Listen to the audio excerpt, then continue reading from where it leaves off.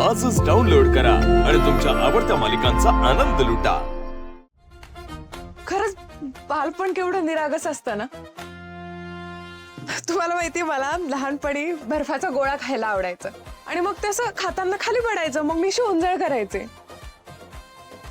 बालपण पण ओंजळीत धरता आलं असतं तर काय मजा आली असती ना. कसलं भारी बोलता हो तुम्ही. मी खात्रीने 100% सांगू शकतो तुमचं बालपण लय भारी गेलं असणार. हो, मी आणि माझा मोठा भाऊ काय मस्ती करायचो माहितीये. आणि इतक्या विचित्र विचित्र खोड्या हे बघा, भावाचाच फोन आहे. 100 वर्ष आयुष्य आहे त्याला. एक मिनिट. हा हॅलो. हा बोल दादा. दादा, माझं मन नाही रमत मुंबईत, म्हणून आलीये मी इकडे. दादा, मी इथे कायमचा राहण्याचा निर्णय घेते. अरे, मी इथे माझा स्वतःचा व्यवसाय सुरू करणार आहे आणि मी हे खूप पक्क ठरवलंय. आणि काहीही झालं दादा तरी यात बदल नाही होणार आहे आता. आणि ठेवते मी फोन. काळजी घे स्वतःची. बाय.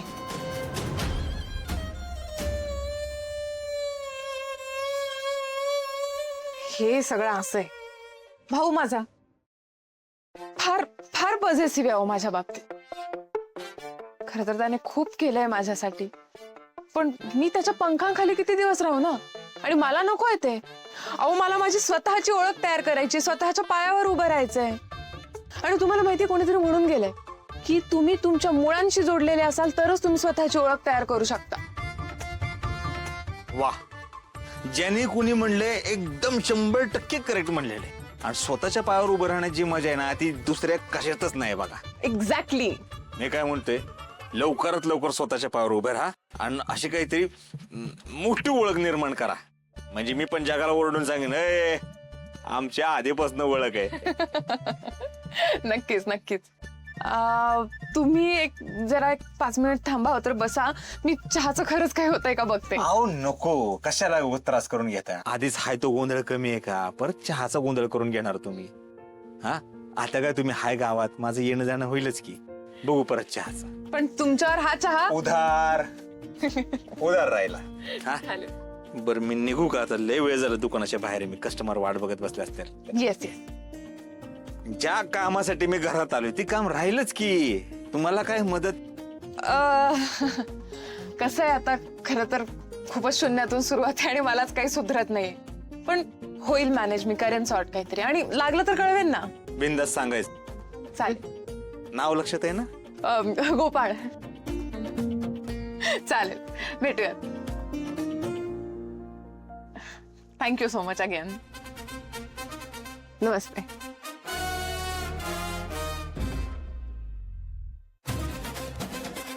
काय सज्जन माणूस आहे.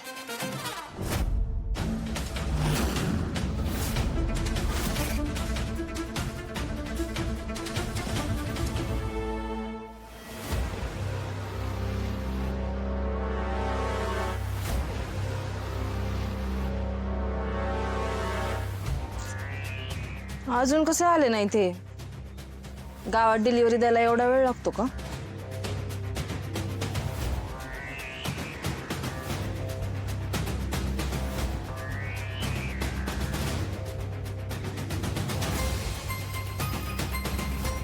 जाओ, गावातच गेला होतात ना डिलिव्हरी द्यायला? गावातच जाणार, दुसरीकडे कुठे जाणार? मग एवढा वेळ का लागला?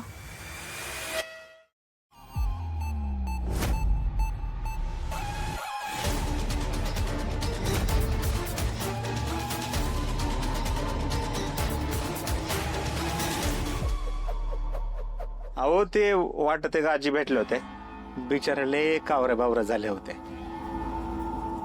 मला काय त्यांचा त्रास बघवला नाही. म्हणलं आजी काय झालं?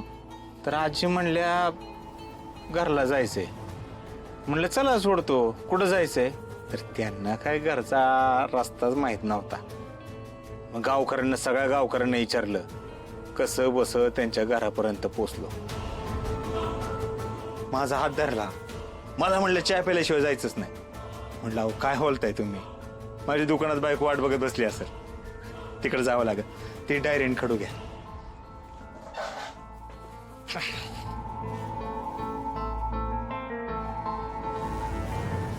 सगळ्या जगाला मदत करायचं का ठेका घेतलाय का हो तुम्ही? काय गरज आहे दरवेळी लोकांना मदत करायची? मदत करायची गरज आहे का नाही हे माहित नाही, पण एखाद्या गरजवंताला मदत करणं एवढं मला नक्की माहिती आहे. मला माझं बालपण आठवतं लालीची. मी लहानपणी पळून गेलो होतो ना कलकत्त्याला, तेव्हा कसं दिवस काढलेत माझं मला माहिती. रुपये नव्हता हो खिशात, उपाशी झोपून काढलेत रात्री. तेव्हा ठरवलं आपण मोठं झाल्यावर आपल्याकडे पैसा असू द्या नसू द्या, समोरचा माणूस जर का त्रासात दिसला ना, आपल्याला जमल तशी जमल तेवढी मदत करायची. पैशाचा विचार नाही करता. पैसा काय हो, आज आहे उद्या नाही. आणि मेल्यावर काय पैसा सोबत घेऊन जायचं आहे? माणूस मेल्यानंतर उरतो कर्माने. मला कर्माने मागं उरायचंय, हे असं आहे आपलं. तुम्ही खरंच लय वेगळे आहात हो. तुमचं मन लय हळवं आहे. मी लय नशिबवान आहे, मला तुमच्यासारखा चांगल्या विचारांचा नवरा मिळालाय. तुम्ही खरंच देव माणूस आहे. लालीजी, नका ना असं चिडवू मला. साधा माणूस आहे हो मी, ज्याला त्याच्या सुंदर बायकोला सुखात ठेवायचंय, आनंदात ठेवायचंय. खरंच. मग आज लवकर या घरी. कशाला? अहो बरं मी जाते, लय काम आहेत मला. होय.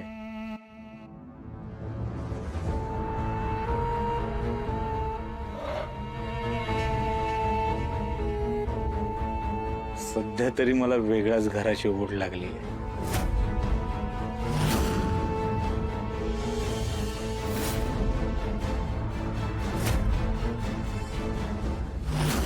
ती बाई नक्की कुठला व्यवसाय करणार आहे हे मला कळालं पाहिजे, म्हणजे तिला जाळ्यात उडणं सोपं जाईल. काहीही करून हे पाखरू जाळ्यात ओढलंच पाहिजे.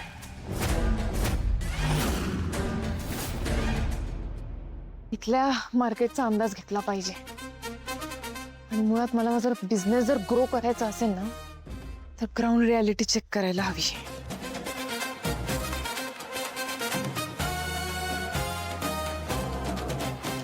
दादा, एक 2 मिनिट थांबता का? आम्ही हा या ना. हा बोला की. तुम्हाला अर्जंटली कुठे जायचं नाहीये ना? नाही काय तसं का हो?